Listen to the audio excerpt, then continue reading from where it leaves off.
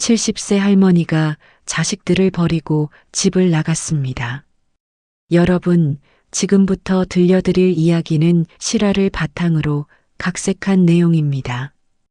평생을 가족을 위해 희생하며 살아온 한 여성의 충격적인 선택과 그 후의 이야기입니다.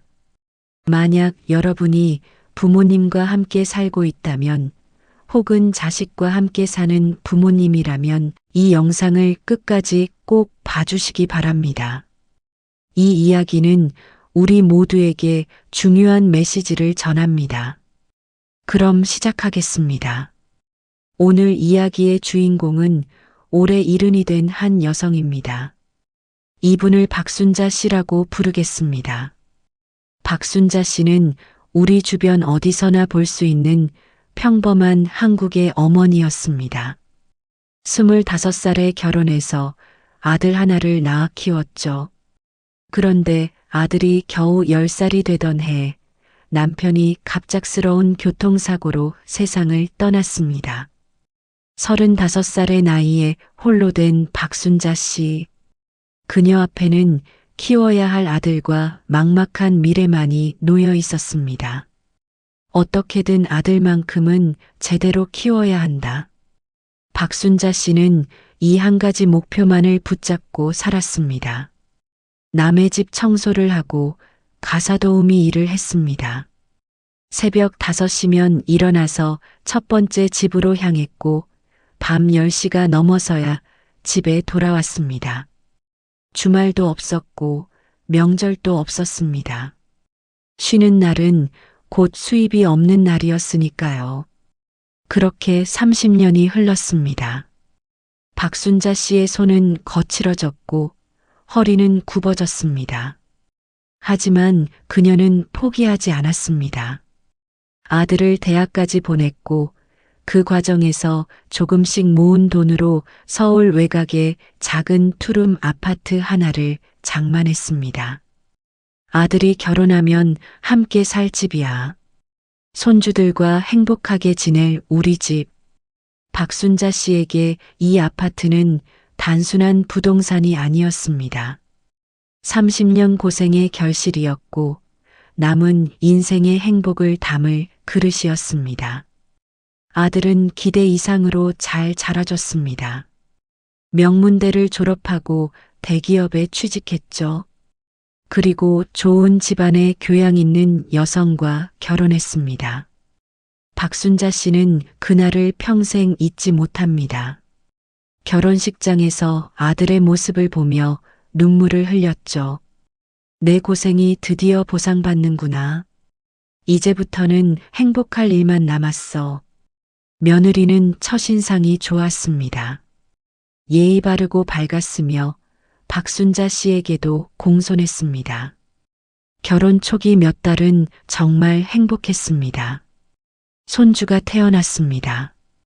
첫째 손자 그리고 2년 뒤 둘째 손녀. 박순자 씨는 드디어 진짜 행복을 찾은 것만 같았습니다. 하지만 시간이 흐르면서 뭔가 이상한 기운이 감지되기 시작했습니다. 변화는 미묘하게 시작됐습니다. 처음에는 작은 부탁이었습니다. 어머니, 제가 직장 다니니까 애들 좀 봐주시면 안 될까요? 어머니, 아침에 출근 준비하느라 바쁜데 애들 도시락 좀 싸주세요. 어머니, 청소 좀 부탁드려요. 박순자 씨는 당연히 도와야 한다고 생각했습니다. 며느리도 직장을 다니니까요. 젊은 부부가 맞벌이하면서 육아까지 하기 힘들다는 걸 누구보다 잘 알았습니다. 그래서 기꺼이 도왔습니다.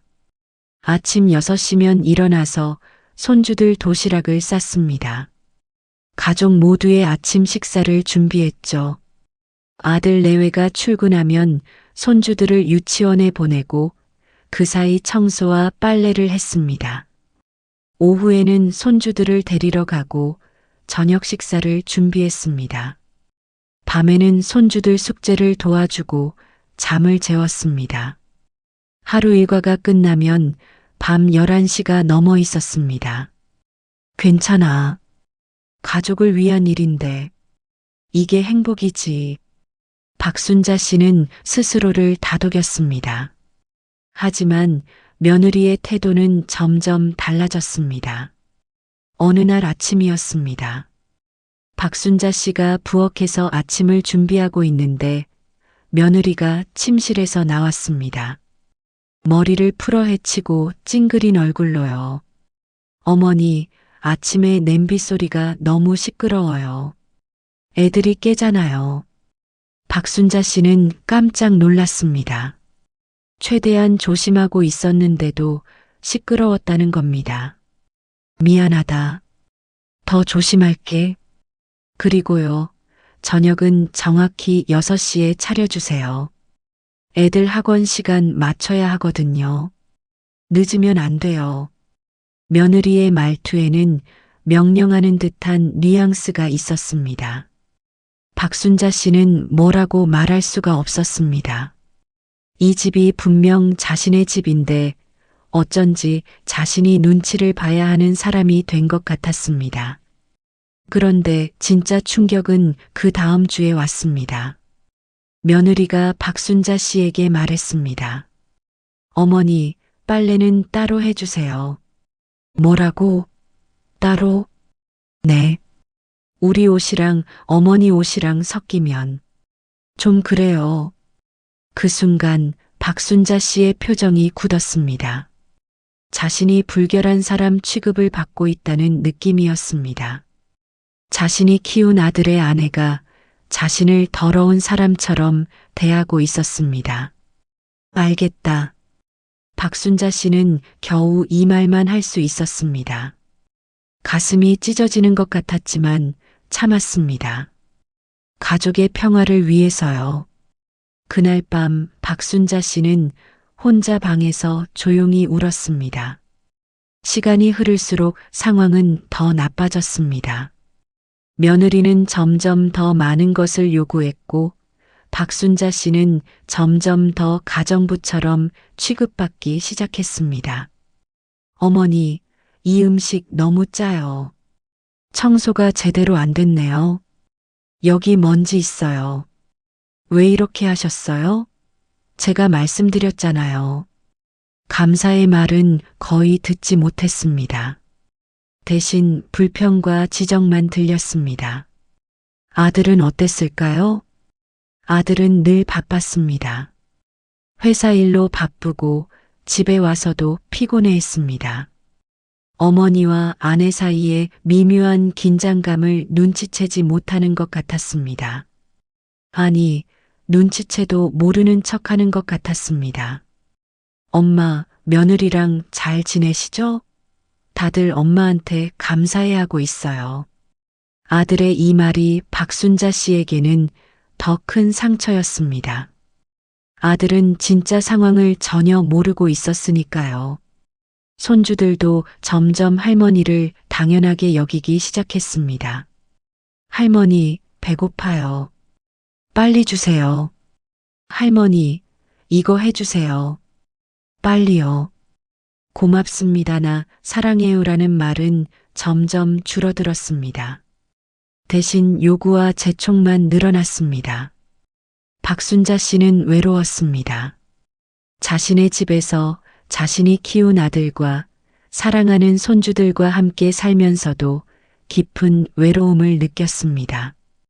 친구들과 만날 시간도 없었습니다.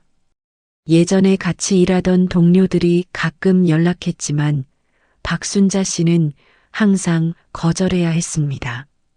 미안해. 나 손주들 봐야 해서. 자신을 위한 시간은 단 1분도 없었습니다. 70년을 살아오면서 자신을 위해 산 시간이 얼마나 될까요? 박순자 씨는 생각해 봤습니다. 아마 1년도 안 될 거라고. 그러던 어느 날 박순자 씨의 몸에 이상이 생겼습니다. 허리가 심각하게 아프기 시작했습니다. 처음에는 그냥 나이 들어서 그런가 보다 했습니다. 70살이면 허리 아픈 게 당연하다고 생각했죠. 하지만 통증은 점점 심해졌습니다. 걸을 때마다 찌릿한 통증이 왔고 아침에 일어나는 것조차 고통스러웠습니다. 설거지를 하거나 청소기를 돌리는 것도 힘들어졌습니다. 박순자 씨는 병원에 가야겠다고 생각했지만 가족들에게 말하기가 두려웠습니다. 혹시 귀찮아할까? 혹시 집안일을 못하는 사람 취급을 받을까? 하지만 통증은 참을 수 없을 정도가 됐고 결국 박순자 씨는 혼자 병원에 갔습니다. 의사의 진단은 충격적이었습니다. 할머니, 허리 디스크가 매우 심각합니다. 척추 신경이 눌려 있어요. 당장 수술을 받으셔야 합니다. 이대로 두면 하반신 마비가 올 수도 있어요. 박순자 씨는 멍하니 의사를 쳐다봤습니다. 수술이요? 네, 빠르면 빠를수록 좋습니다. 이번 주 안에 입원하실 수 있으세요? 집에 돌아온 박순자 씨는 떨리는 마음으로 아들에게 전화했습니다. 민수야, 나 오늘 병원 다녀왔는데. 네. 무슨 일이세요, 엄마? 허리 디스크래. 수술해야 한대. 전화 너머로 잠깐의 침묵이 흘렀습니다. 그리고 아들이 물었습니다. 수술하면 며칠이나 걸려요? 박순자 씨는 잠시 말문이 막혔습니다. 어머니 괜찮으세요? 가 아니라 며칠이나 걸리냐는 질문이었습니다. 일주일 정도 입원한대. 일주일이요? 그동안 집안일은 어떻게 하죠? 그 순간 박순자 씨의 눈에서 눈물이 흘러내렸습니다. 자신이 키운 아들이 자신의 건강보다 집안일을 걱정하고 있었습니다. 엄마 건강은 괜찮으세요? 많이 아프세요? 이런 말은 나오지 않았습니다. 알아서 할게. 박순자 씨는 전화를 끊었습니다. 저녁에 집에 돌아온 아들과 며느리에게 수술 이야기를 했습니다. 며느리의 반응은 더 충격적이었습니다. 어머니, 수술은 꼭 해야 하는 거예요? 좀 참으시면 안 될까요? 신경이 눌려서 마비가 올 수도 있대. 그럼 어쩔 수 없네요.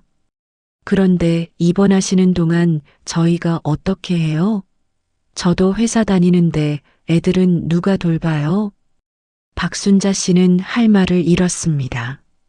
내가 지금까지 뭘 위해 살아왔나? 이런 생각이 들었습니다. 이렇게 취급받으려고 30년 넘게 고생했던 건가?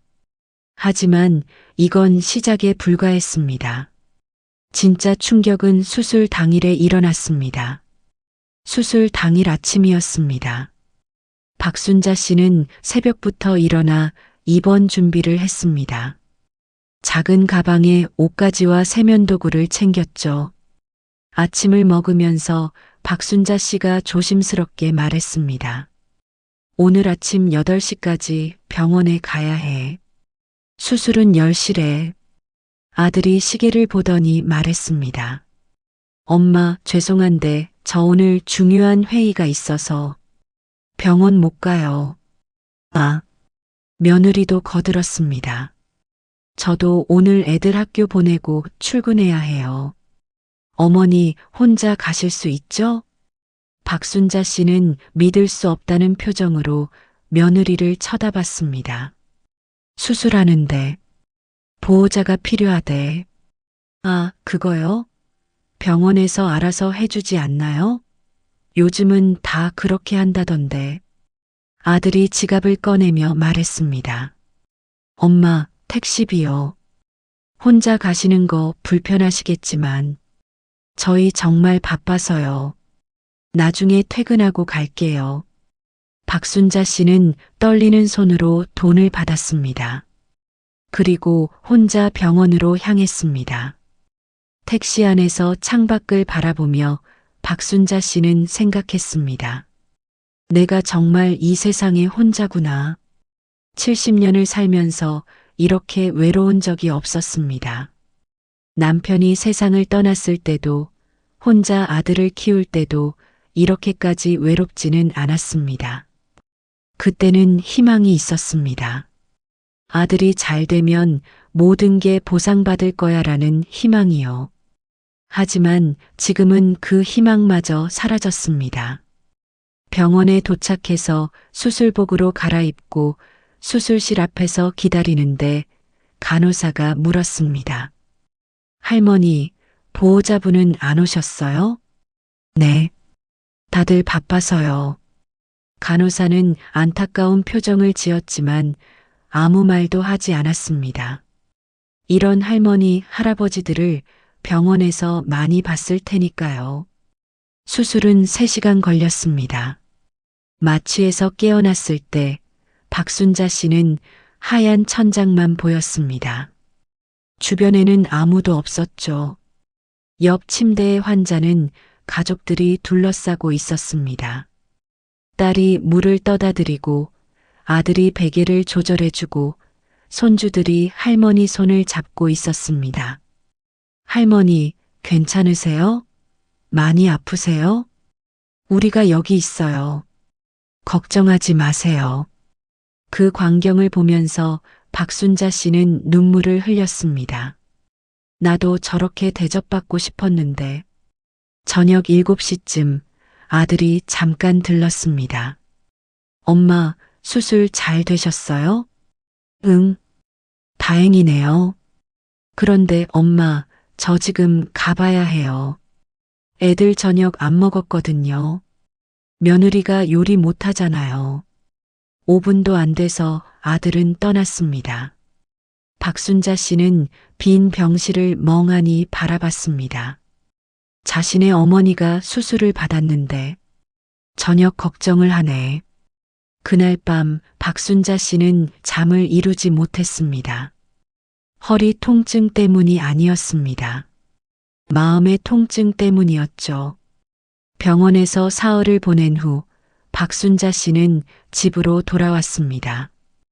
현관문을 열었을 때 충격적인 광경이 펼쳐졌습니다. 집안은 난장판이었습니다. 싱크대에는 설거지가 산더미처럼 쌓여 있었고 거실 바닥에는 과자 봉지와 음료수 캔이 굴러다녔습니다. 빨래는 세탁기에 그대로 있었고 쓰레기통은 넘쳐 흘렀습니다. 며느리가 소파에 앉아 TV를 보다가 박순자 씨를 보고 말했습니다. 어머니 오셨어요? 어머니 안 계시니까 정말 힘들었어요. 이제 좀 정리해 주세요. 박순자 씨는 믿을 수 없다는 표정으로 며느리를 쳐다봤습니다. 얘야, 나 수술했어. 아직 몸이 안 좋아. 알아요. 그래도 설거지 정도는 할 수 있잖아요. 저도 일하는 사람인데 집안일까지 어떻게 해요? 박순자 씨는 할 말을 잃었습니다. 그날 밤 박순자 씨는 허리가 아픈 것도 참으면서 설거지를 했습니다. 수술한 지 사흘밖에 안 됐는데 말이죠. 눈물을 흘리면서 설거지를 했습니다. 내가 왜 이렇게 살아야 하지? 하지만 진짜 충격은 그 다음날 아침에 왔습니다. 다음날 아침 박순자 씨는 새벽같이 일어나 아침을 준비했습니다. 허리는 찌릿찌릿 아팠지만 가족들이 굶을 수는 없으니까요. 아침을 준비하고 있는데 안방에서 아들과 며느리의 대화가 들렸습니다. 문이 살짝 열려 있었고 두 사람은 박순자 씨가 부엌에 있는 줄 알고 큰 소리로 이야기하고 있었습니다. 며느리의 목소리였습니다. 여보, 솔직히 어머니 때문에 우리 생활이 너무 불편해요. 집에서 편하게 있지를 못하겠어요. 박순자 씨의 손이 떨렸습니다. 나도 그래. 요즘은 어머니 몸도 안 좋으시고 집안일도 제대로 못하시잖아. 아들의 목소리였습니다. 며느리가 계속 말했습니다. 요양원은 어떨까요? 요즘 좋은 요양원 많다던데요. 어머니도 거기서 편히 쉬실 수 있고 우리도.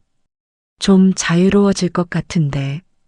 박순자 씨는 벽에 기대어 섰습니다. 다리에 힘이 풀렸습니다. 한번 알아봐야겠네. 어머니 나이도 있으시고 전문적인 관리를 받으시는 게 나을 수도 있지. 그쵸? 우리도 우리 생활이 있는데 말이에요. 박순자 씨는 그 자리에서 눈물을 흘렸습니다.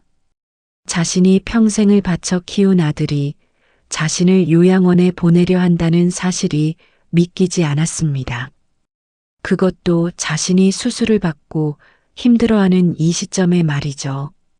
자신의 몸이 불편해졌다고, 집안일을 예전만큼 못한다고 버리려는 것이었습니다. 박순자 씨는 조용히 자신의 방으로 들어갔습니다. 그리고 침대에 앉아서 지난 70년의 삶을 돌아봤습니다. 25에 결혼해서 지금까지 45년. 그중 자신을 위해 산 시간이 얼마나 될까요? 거의 없었습니다. 항상 남편을 위해, 아들을 위해, 며느리를 위해, 손주들을 위해 살았습니다. 친구들과 여행 한번 가본 적이 없습니다. 좋아하는 드라마를 편하게 본 적도 없습니다. 자신이 먹고 싶은 음식을 만들어 먹은 적도 거의 없습니다. 항상 가족들이 좋아하는 음식만 만들었죠. 자신이 입고 싶은 옷을 산 적도 없습니다. 돈이 있으면 아들에게 주거나 손주들에게 썼습니다. 그런데 결과가 뭐였나요? 요양원행이었습니다. 박순자 씨는 그날 인생에서 가장 중요한 결심을 했습니다. 이제는 나를 위해 살아야겠다. 며칠 후 아들이 박순자 씨에게 말했습니다. 엄마, 우리 이번 주말에 강원도로 2박 3일 가족여행 가요. 박순자 씨는 조금 기대하는 마음으로 물었습니다. 나도 같이 가는 거니? 아들은 불편한 표정으로 대답했습니다. 아니요, 엄마는 집에서 쉬세요. 저희끼리 가족끼리만 가는 거예요. 엄마 몸도 아직 안 좋으시잖아요. 그 순간 박순자 씨의 마음이 완전히 얼어붙었습니다. 저희끼리 가족끼리라는 말. 그 말 속에 자신은 포함되지 않았습니다. 자신은 가족이 아니었던 겁니다. 그저 가정부였고, 이제는 쓸모없어진 가정부였습니다. 그래, 잘 다녀와라. 박순자 씨는 담담하게 대답했습니다. 그날 밤 박순자 씨는 잠을 이루지 못했습니다. 하지만 눈물은 나오지 않았습니다. 이미 눈물을 다 흘렸기 때문이죠. 대신 차분하게 계획을 세우기 시작했습니다. 자신의 새로운 인생을 위한 계획을 말이죠. 박순자 씨는 핸드폰을 꺼내 인터넷을 검색하기 시작했습니다. 제주도 월세, 제주도 혼자 살기, 노년층 독립생활. 하나하나 검색하면서 정보를 모았습니다. 그리고 결심했습니다. 떠나자. 이제는 나를 위해 살자. 주말이 되었습니다. 아들 가족은 짐을 싸서 강원도로 떠났습니다. 엄마, 3일 후에 올게요. 밥 잘 챙겨 드시고 약도 잘 드세요. 그래, 잘 다녀와. 현관문이 닫히고 집안이 조용해졌습니다. 박순자 씨는 잠시 소파에 앉아 있었습니다. 그리고 천천히 일어나 움직이기 시작했습니다. 먼저 스마트폰으로 부동산 앱을 열었습니다. 제주도의 작은 집들을 검색했죠. 바다가 보이는 작은 집, 조용하고 평화로운 집을 원했습니다. 여러 매물을 보다가 마침내 마음에 드는 집을 찾았습니다. 월세 60만 원짜리 작은 빌라였는데 사진으로 보니 창문으로 바다가 보였습니다. 박순자 씨는 바로 부동산에 연락했습니다. 여보세요. 제주도 땡땡동 매물 보고 전화드렸는데요. 아, 네. 관심 있으세요? 네. 계약하고 싶어요. 언제 볼 수 있을까요? 지금 당장도 가능합니다. 박순자 씨는 다음 날 아침 일찍 비행기를 타고 제주도로 날아갔습니다. 집을 직접 보니 사진보다 더 마음에 들었습니다. 작지만 깨끗하고 햇살이 잘 들었습니다. 그리고 정말 창문으로 바다가 보였습니다. 이 집으로 할게요. 박순자 씨는 즉시 계약을 진행했습니다.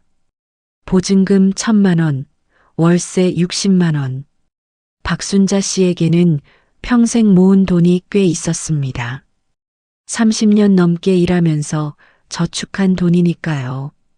서울의 그 아파트를 살 때도 대부분 자신의 돈이었습니다. 아들은 취직한 후 형식상 조금 보탰을 뿐이었죠. 계약을 마치고 서울로 돌아온 박순자 씨는 이사업체에 연락했습니다. 3일 후 일요일 아침 8시에 와주세요. 제주도로 가는 이사입니다. 그리고 박순자 씨는 자신의 짐을 싸기 시작했습니다. 옷가지, 작은 가전제품, 소중한 사진 앨범, 그리고 자신이 좋아하는 그릇과 주방용품들을 박스에 담았습니다. 박스를 싸면서 박순자 씨는 신기하게도 슬프지 않았습니다. 오히려 설레었습니다. 새로운 시작에 대한 설렘이었죠. 70년을 살면서 처음으로 자신만을 위한 공간을 갖게 되는 것에 대한 기대였습니다. 박순자 씨는 거실에 박스들을 쌓아놨습니다. 큰 박스가 10개 정도 됐습니다. 그리고 냉장고에 있는 자신의 반찬들도 챙겼습니다. 자신이 만든 김치, 장아찌, 멸치볶음, 중요한 서류들도 챙겼습니다. 아파트 등기부등본, 통장, 인감증명서, 등기부등본을 확인하면서 박순자 씨는 다시 한번 확인했습니다. 이 집의 명의인이 누구인지 역시 박순자 씨 명의였습니다. 30년 전에 자신의 이름으로 산 집이었으니까요. 박순자 씨는 문서 하나를 작성했습니다. 임대차 계약서, 세입자 아들 이름, 임대인 박순자, 월세 150만 원, 관리비, 전기세, 가스비 별도, 매월 5일까지 입금, 계약서를 작성해서 파일에 넣었습니다. 그리고 박순자 씨는 마지막으로 손주들 방에 들어갔습니다. 손주들의 사진을 보면서 잠시 망설였습니다. 내가 너무 이기적인 걸까? 하지만 곧 고개를 저었습니다. 아니야. 나도 내 인생을 살 권리가 있어. 손주들도 이해할 거야, 언젠가는. 박순자 씨는 손주들에게 편지를 썼습니다. 우리 사랑하는 손주들아, 할머니가 잠시 멀리 가게 됐어. 할머니가 이기적이라고 생각할 수도 있겠지만 할머니도 할머니만의 삶을 살고 싶단다. 방학 때 할머니한테 놀러와. 바다가 있는 곳이야. 항상 사랑한다. 할머니가. 편지를 손주들 책상 위에 올려놓고 박순자 씨는 방을 나왔습니다. 3일 후 일요일 저녁, 아들 가족이 여행에서 돌아왔습니다. 현관문을 열고 들어온 며느리가 거실에 쌓인 박스들을 보고 깜짝 놀랐습니다. 어머니, 이게 뭐예요? 이 박스들은? 박순자 씨는 소파에 앉아서 차분하게 대답했습니다. 이사 가려고 짐 쌌지. 네, 이사요? 며느리의 목소리가 높아졌습니다. 아들도 놀라서 들어왔습니다. 엄마, 무슨 소리예요? 어디로 이사를 간다는 거예요? 제주도로. 내일 아침 8시에 이사차가 와. 순간 거실이 조용해졌습니다. 아들과 며느리는 서로를 쳐다봤습니다. 믿을 수 없다는 표정이었죠. 며느리가 먼저 입을 열었습니다. 어머니, 지금 농담하시는 거죠? 제주도라니 무슨 말씀이세요? 농담 아니야. 진심이야. 저희는 어떻게 하라고요? 박순자 씨가 담담하게 대답했습니다. 너희는 알아서 하면 되지. 그동안 나한테 한 것처럼. 어머니, 며느리의 목소리가 날카로워졌습니다. 어머니가 지금 정신이 있으신 거예요? 누가 집안일 하라고요? 애들은 누가 돌봐요? 그건 너희 아이들이니까 너희가 돌보면 되잖아. 박순자 씨의 목소리는 차분했지만 단호했습니다. 나는 더 이상 너희 가정부 아니야. 아들이 당황하며 끼어들었습니다. 엄마, 이 집은 우리 집이잖아요. 엄마가 어떻게 혼자 나간다는 거예요? 박순자 씨는 이 순간을 기다렸습니다. 가방에서 서류를 꺼내서 식탁 위에 펼쳤습니다. 이 집 등기부등본이야. 잘 봐. 이 집 명의가 누구지? 아들이 서류를 들여다봤습니다. 그리고 얼굴이 하얗게 변했습니다. 명의인 박순자. 박순자 씨가 차분하게 말을 이었습니다. 이 집은 내가 35년 전에 샀어. 30년 동안 남의 집 청소하고 가사도우미 하면서 악착같이 모은 돈으로 산 집이야. 엄마, 내가 대학생일 때 샀던 거 기억나니? 너는 취직하고 나서 500만 원 보탰을 뿐이야. 그것도 내가 부탁해서 형식상 보탠 거고. 이 집값의 95%는 내 돈이었어. 며느리의 얼굴도 창백해졌습니다. 박순자 씨가 계속 말했습니다.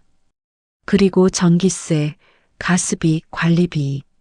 너희가 이 집에서 산 7년 동안 한 번이라도 낸 적 있어? 아들은 대답하지 못했습니다. 사실이었으니까요.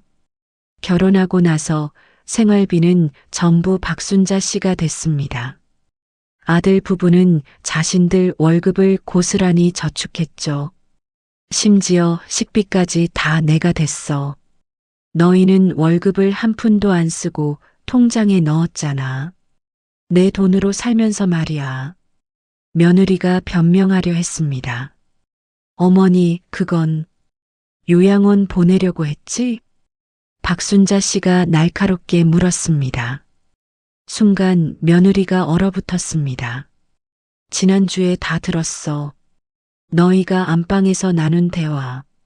내가 몸이 안 좋으니까 집안일을 제대로 못하니까 요양원 보내려고 했지. 아들이 당황하며 말했습니다. 엄마, 그건 그냥 이야기한 거예요. 진짜로 하려던 건 아니었어요. 거짓말하지 마. 너희 목소리 톤 다 들었어. 진심이었어. 박순자 씨의 눈에서 눈물이 흘렀습니다. 하지만 목소리는 흔들리지 않았습니다. 너희가 나를 버리기 전에 내가 먼저 독립할 거야. 아들이 무릎을 꿇었습니다. 엄마, 잘못했어요. 정말 죄송해요. 다시는 그런 생각 안 할게요. 제발 가지 마세요. 며느리도 울먹이기 시작했습니다. 어머니, 저희가 정말 잘못했어요. 앞으로 잘할게요. 하지만 박순자 씨는 흔들리지 않았습니다. 이 집은 내 명이니까 내가 어떻게 하든 내 마음이야. 그럼. 하지만 너희를 당장 쫓아내진 않을게. 아들이 희망적인 표정으로 고개를 들었습니다. 엄마, 대신 조건이 있어. 박순자 씨는 준비한 계약서를 꺼냈습니다. 월세 150만 원이야. 관리비, 전기세, 가스비 따로. 그리고 매달 5일까지 내 통장에 입금해. 못 내면 나가야 해. 계약서 쓸 거야. 며느리가 소리쳤습니다. 어머니, 그게 말이 돼요? 150만 원이나요? 우리가 어떻게 그걸 내요? 이 동네 이평수 전세가 3억 5천이야. 월세로 치면 150만 원도 싼 거지. 박순자 씨는 단호했습니다. 시세 찾아봐. 이 근처 투룸이 월세 180만 원 받아. 나는 너희가 자식이니까 30만 원 깎아준 거야. 하지만 싫으면 나가든가. 너희가 살 다른 집 구하든지. 선택은 너희 마음이야. 아들이 떨리는 목소리로 물었습니다. 엄마, 우리가 정말 월세를 내야 해요? 가족인데. 박순자 씨가 슬프게 웃었습니다. 가족? 너희가 나를 가족으로 대우한 적 있니? 너희는 나를 가정부로 생각했잖아. 아니, 가정부보다 못하게 대했어. 엄마, 가정부한테는 월급이라도 주잖아. 나는 7년 동안 하루도 쉬지 않고 너희를 위해 일했는데 받은 게 뭐야? 빨래 따로 해달라는 소리, 음식이 짜다는 불평, 그리고 요양원행 계획이었어. 아들과 며느리는 할 말을 잃었습니다. 박순자 씨가 계약서를 밀었습니다. 여기 사인해. 안 하면 내일 당장 나가야 해. 엄마, 생각할 시간 좀. 나는 내일 아침 8시에 떠나 그 전에 결정해. 며느리가 아들을 쳐다봤습니다. 아들도 며느리를 쳐다봤습니다. 두 사람은 잠시 방으로 들어가서 이야기를 나눴습니다. 15분 후 두 사람은 나와서 계약서에 사인했습니다. 다른 선택지가 없었습니다. 당장 이사 갈 곳도 없고 전세금 3억을 구할 방법도 없었으니까요. 현명한 선택이야. 박순자 씨는 계약서를 챙겼습니다. 그리고 한 가지 더. 내가 제주도에서 전화하면 잘 받아. 손주들이랑 통화하고 싶을 때도 있을 거야. 네. 그리고 나한테 돌아와 달라는 말은 하지 마. 나는 절대 안 돌아올 거니까. 그날 밤 집안은 무거운 침묵에 휩싸였습니다. 손주들도 무슨 일인지 눈치채고 조용히 있었습니다. 아들은 방에서 며느리와 다투는 소리가 들렸습니다. 당신이 어머니한테 너무 심하게 했잖아. 나만 잘못한 거예요? 당신도 묵인했잖아요. 하지만 박순자 씨는 흔들리지 않았습니다. 이미 결심한 일이었고 이제 되돌릴 수 없었습니다. 아니, 되돌리고 싶지도 않았습니다. 다음 날 아침 8시 정확히 이사차가 도착했습니다. 박순자 씨는 마지막으로 집안을 둘러봤습니다. 7년을 살았던 공간. 하지만 단 한 번도 자신의 공간이라고 느껴본 적 없는 집. 할머니, 정말 가세요? 손주들이 나와서 울먹였습니다. 박순자 씨는 손주들을 꼭 안아줬습니다. 할머니는 새로운 곳에서 살 거야. 나중에 놀러와. 바다가 있는 곳이야. 할머니가 맛있는 것도 많이 해줄게. 할머니를 잊지 마. 그리고 엄마 아빠 말씀 잘 들어야 해. 아들이 나왔습니다. 눈이 빨갛게 충혈되어 있었습니다. 엄마, 진짜 가시는 거예요? 마지막으로 한 번만 더 생각해 주세요. 이미 결정했어. 너도 이제 독립할 때 됐어. 50 가까이 됐는데 엄마한테 의지하며 살 거야? 하지만 잘 살아. 그리고 며느리랑 같이 집안일 해. 그게 진짜 부부야. 며느리는 끝까지 나오지 않았습니다. 자존심이 상했던 거죠. 이삿짐을 다 실었습니다. 박순자 씨는 마지막으로 아파트를 쳐다봤습니다. 35년 전 희망을 품고 샀던 이 집. 하지만 희망은 배신이 됐고 이제 떠날 시간이었습니다. 그럼 잘 지내. 이사차가 출발했습니다. 아파트가 점점 멀어지는 걸 보면서 박순자 씨는 이상하게도 후련했습니다. 50년 동안 짊어졌던 짐을 내려놓은 기분이었습니다. 공항으로 가는 차 안에서 박순자 씨는 창밖을 바라봤습니다. 서울의 풍경이 지나갔습니다. 빌딩들, 사람들, 복잡한 도로들. 안녕, 서울. 안녕, 과거의 나.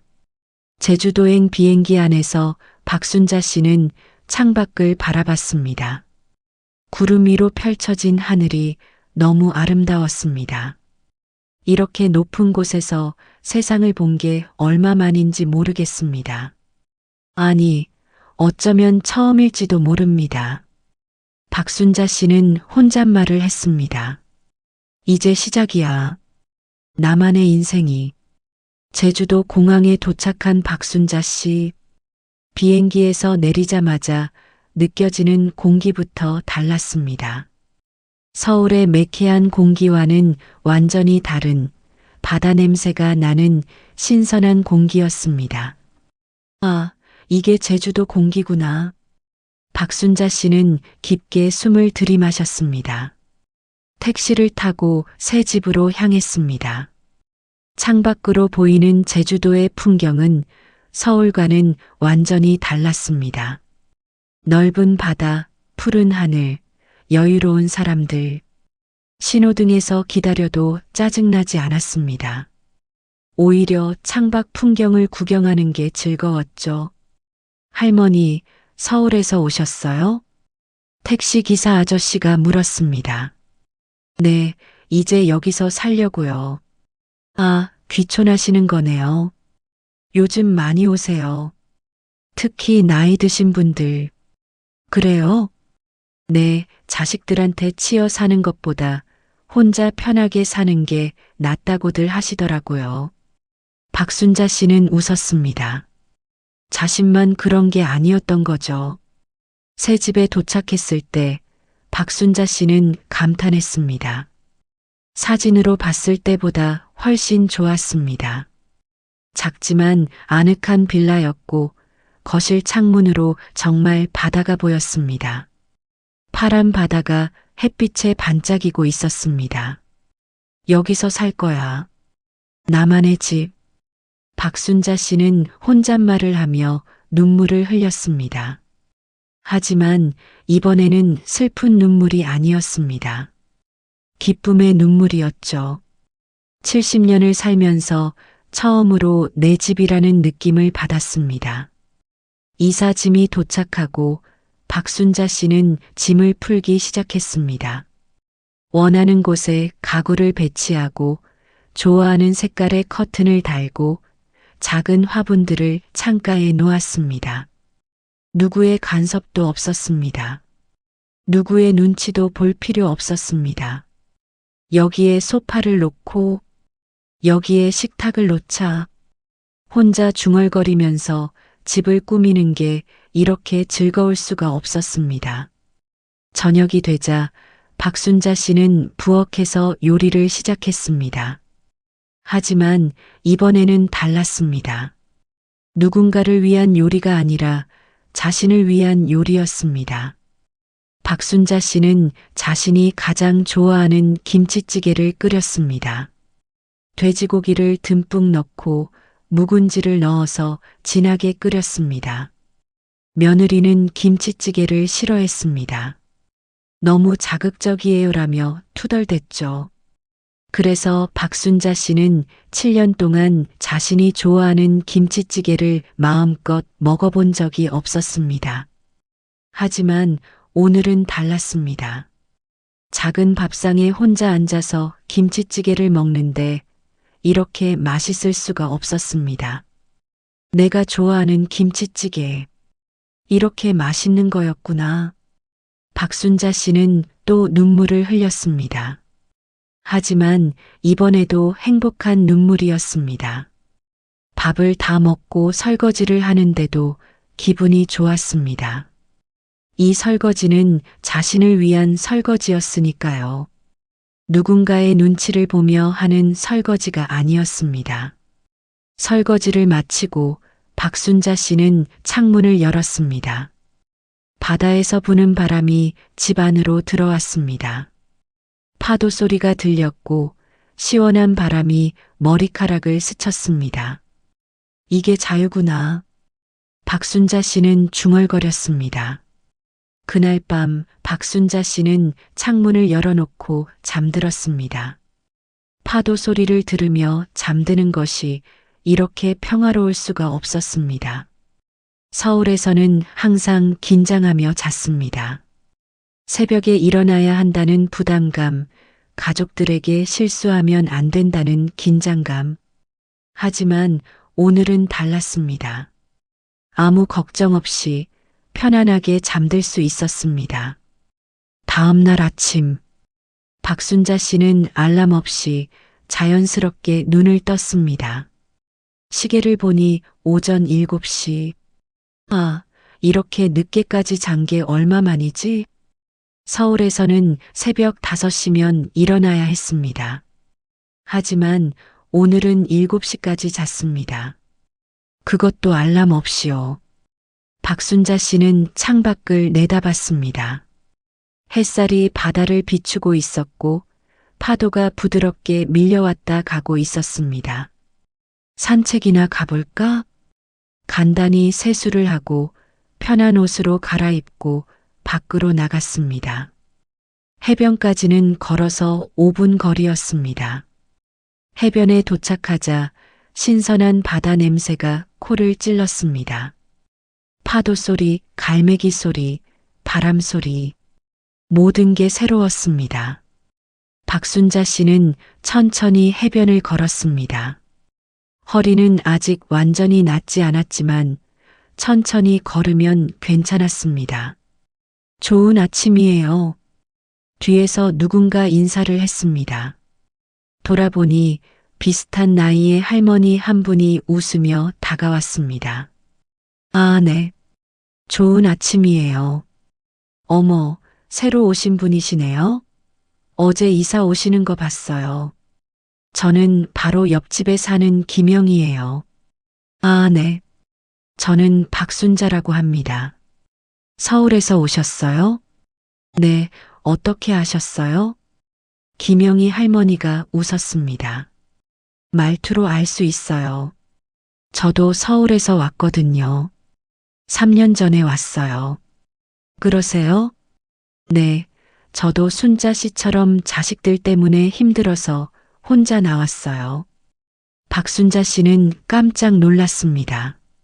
자신과 같은 처지였던 거죠. 여기 그런 분들 많아요. 자식들한테 치이다가 혼자 나와서 사는 할머니, 할아버지들. 우리끼리 여기서 잘 살고 있어요. 김영희 할머니는 박순자 씨를 다른 할머니들에게 소개시켜줬습니다. 매일 아침 해변을 산책하는 할머니들의 모임이었습니다. 5명 정도 됐죠. 모두 비슷한 사연을 갖고 있었습니다. 평생 가족을 위해 희생했지만 제대로 된 대우를 받지 못했고 결국 독립을 선택한 분들이었습니다. 우리 매일 아침 7시 반에 여기서 만나요.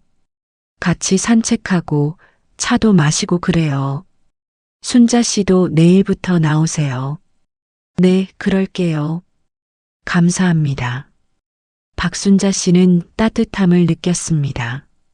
평생 서울에서 살면서도 이런 친구들이 없었는데 제주도에 온 지 하루 만에 친구들이 생긴 겁니다. 그렇게 박순자 씨의 새로운 일상이 시작됐습니다. 매일 아침 7시에 일어나서 해변을 산책했습니다. 할머니 친구들과 함께 걸으면서 이야기를 나눴죠. 서울 생활 이야기, 자식들 이야기, 제주도 생활 이야기. 모든 게 공감이 됐습니다. 순자 씨는 어떻게 독립을 결심하셨어요? 한 할머니가 물었습니다. 박순자 씨는 자신의 이야기를 들려줬습니다. 수술 받을 때 혼자였던 것, 요양원 이야기를 엿들었던 것, 그리고 최종적으로 결심한 것까지. 대단하세요.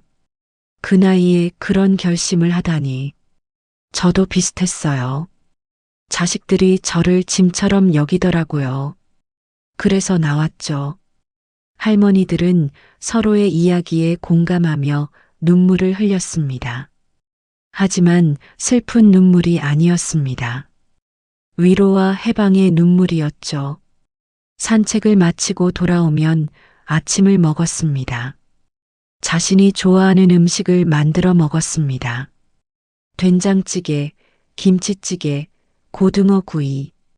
누구의 눈치도 보지 않고 먹고 싶은 걸 만들었습니다. 오전에는 집안 정리를 했습니다.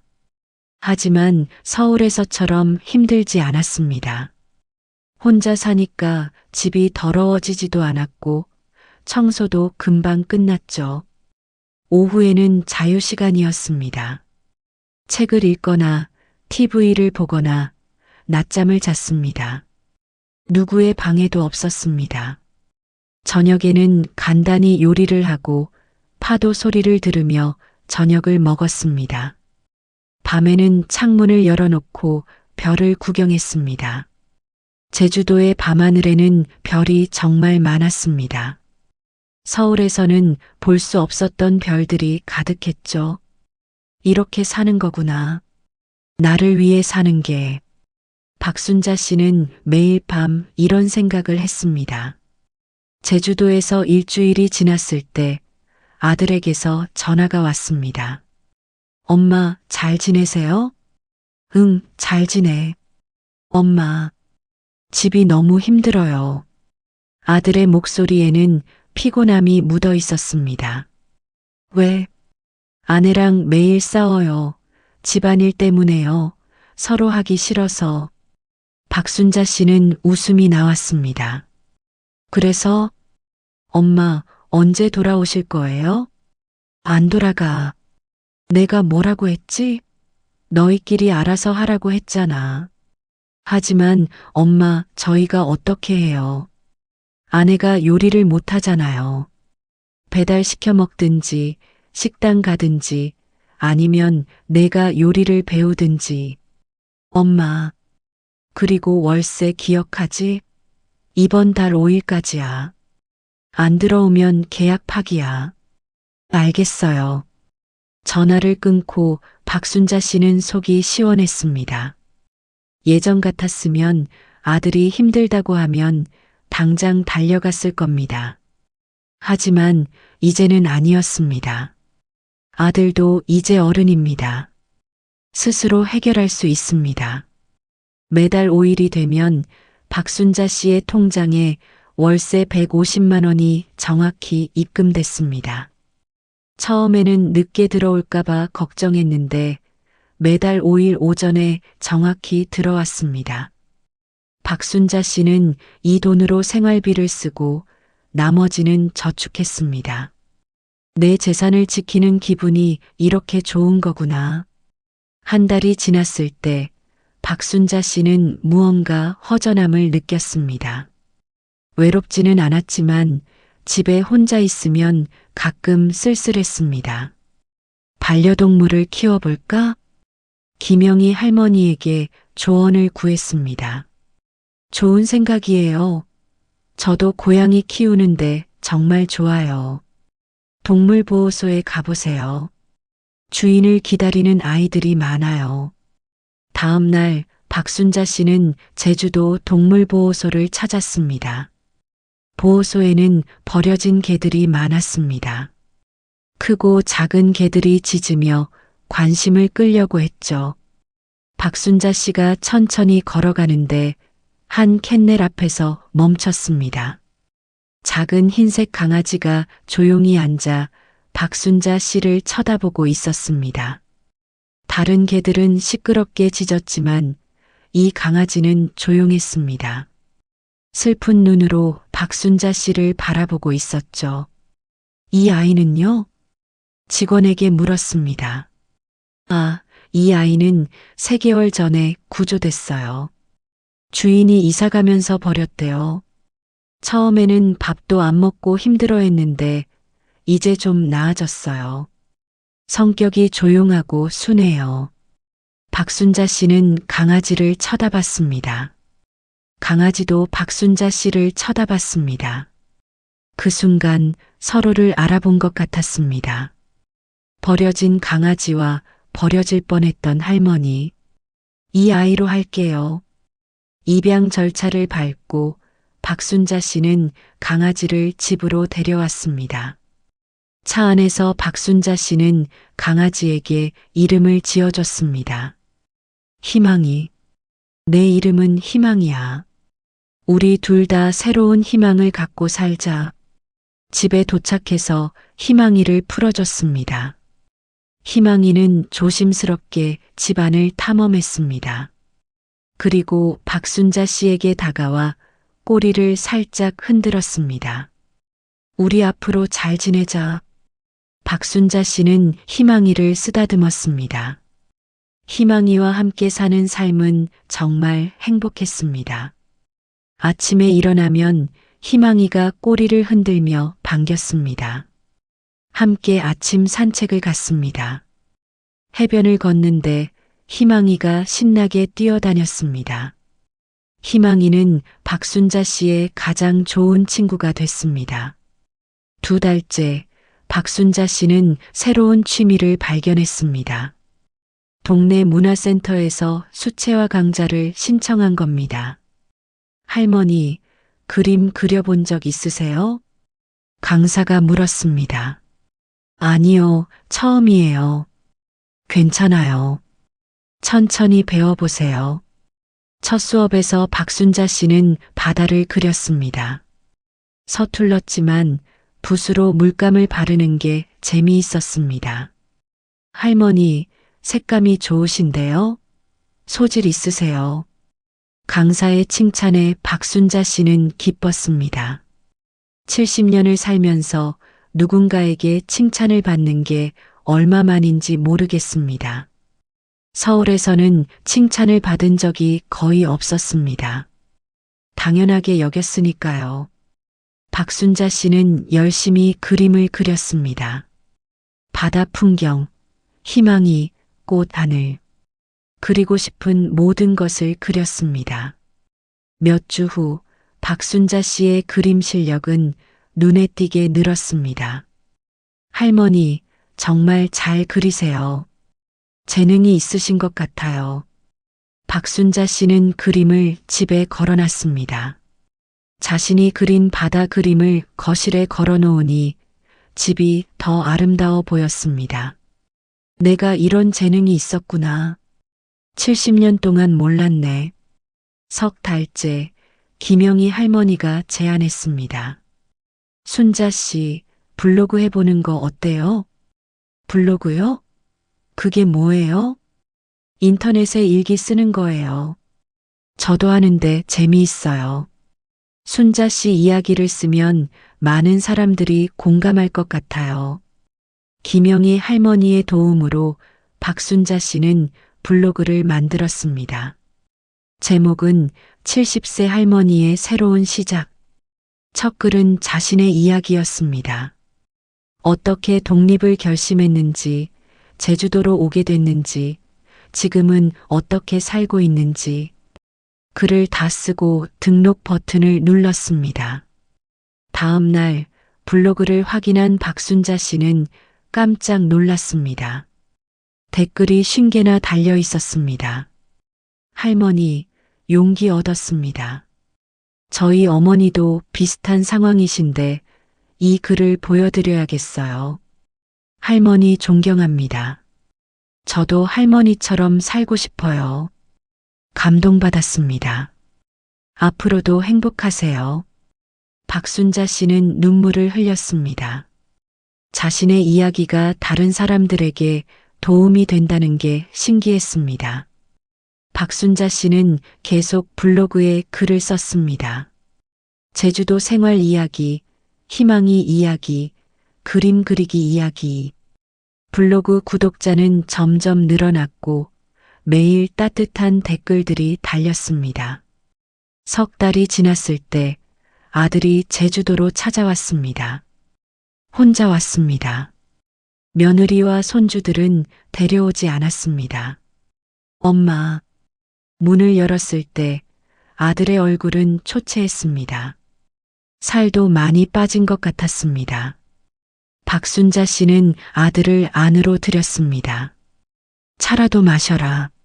네, 엄마. 아들은 차를 마시다가 말을 꺼냈습니다. 엄마, 죄송해요. 그리고 아들은 울기 시작했습니다. 45세 된 어른이 어머니 앞에서 아이처럼 울었습니다. 엄마, 이제야 알았어요. 엄마가 얼마나 힘들었는지, 제가 얼마나 잘못했는지. 박순자 씨는 조용히 아들의 이야기를 들었습니다. 엄마가 떠나고 나서 저희가 얼마나 엄마한테 의지하고 살았는지 알았어요. 아들은 계속 말했습니다. 집안일이 이렇게 힘든 줄 몰랐어요. 청소, 빨래, 요리. 매일매일이 전쟁이에요. 아이들 돌보는 게 이렇게 어려운 줄도 몰랐어요. 숙제 봐주고, 학교 보내고, 학원 데려다 주고. 아내랑도 매일 싸웠어요. 서로 집안일을 하기 싫어서요. 엄마가 얼마나 대단한 분인지 이제야 깨달았어요. 이 모든 걸 혼자 다 하셨잖아요. 그것도 아무 불평 없이. 박순자 씨는 차를 한 모금 마셨습니다. 이제라도 알아서 다행이야. 엄마, 돌아와 주세요. 제발이요. 저희가 잘못했어요. 앞으로는 엄마를 잘 모실게요. 박순자 씨는 고개를 저었습니다. 민수야, 나는 돌아가지 않을 거야. 엄마, 내가 돌아가면 또 똑같아질 거야. 처음 몇 달은 잘해주다가 시간 지나면 또 예전처럼 될 거야. 나도 알아.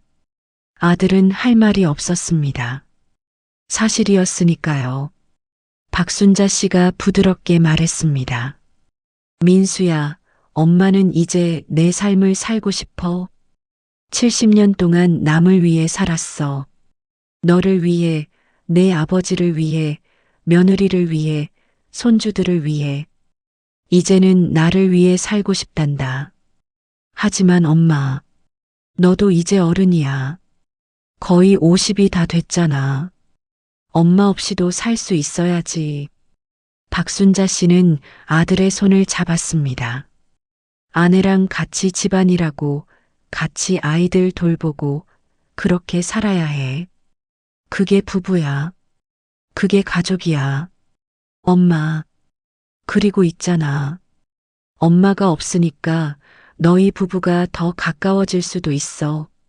서로 의지하면서 말이야. 아들이 눈물을 닦으며 물었습니다. 그럼 저희는 어떻게 해요? 너희끼리 알아서 해. 가사도우미를 고용하든지 서로 나눠서 하든지. 월세는요? 계속 내. 그게 내 집이니까. 싫으면 나가서 다른 집 얻든지. 아들은 한숨을 쉬었습니다. 하지만 이상하게도 엄마의 말이 틀리지 않다는 걸 알았습니다. 박순자 씨는 아들에게 제주도를 구경시켜줬습니다. 함께 바닷가를 걸으면서 이야기를 나눴습니다. 예전과는 다른 대화였습니다. 더 솔직하고 더 진심이 담긴 대화였습니다. 엄마, 여기 정말 좋네요. 그치? 엄마 여기서 정말 행복해. 엄마가 행복해 보여요. 정말로. 박순자 씨는 웃었습니다. 응, 나 정말 행복해. 70년 만에 처음으로 해변을 걷다가 희망이를 만났습니다. 희망이는 신나게 달려와서 박순자 씨에게 안겼습니다. 이게 누구야, 엄마? 희망이야. 내가 입양한 강아지. 아, 그래요? 아들은 희망이를 쓰다듬었습니다. 착하네. 엄마 잘 모시고 있니? 희망이는 꼬리를 흔들었습니다. 저녁에는 박순자 씨가 아들에게 김치찌개를 끓여줬습니다.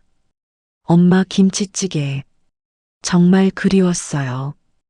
아들은 맛있게 먹었습니다. 가끔 놀러와 그럼 해줄게 하지만 나는 돌아가지 않아. 아들은 이해한다는 듯 고개를 끄덕였습니다. 알겠어요, 엄마. 엄마가 행복하시면 됐어요. 그날 밤 아들은 근처 게스트하우스에서 묵었습니다. 다음 날 아침 아들이 떠날 때 박순자 씨는 공항까지 배웅했습니다. 잘 가. 그리고 진짜 효도하고 싶으면 너희끼리 행복하게 잘 살아. 그게 엄마한테 가장 큰 효도야. 네, 엄마. 사랑해요. 나도 사랑한다, 아들. 아들을 보낸 후 박순자 씨는 혼자 바닷가로 갔습니다. 노을이 지고 있었습니다. 오렌지색 하늘이 너무 아름다웠습니다.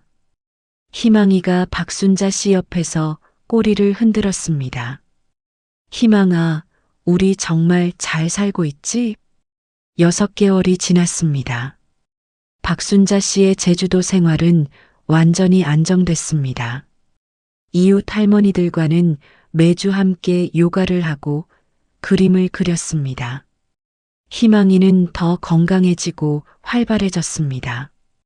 박순자 씨의 블로그 구독자는 5만 명이 넘었습니다. 많은 사람들이 박순자 씨의 이야기에 공감하고 응원을 보냈습니다. 어느 날 한 출판사에서 연락이 왔습니다. 할머니, 책을 내보시는 게 어떨까요? 할머니의 이야기를 책으로 만들고 싶습니다. 책요? 제가요? 네, 많은 분들이 할머니의 이야기를 읽고 싶어 하실 것 같아요. 박순자 씨는 생각해 봤습니다.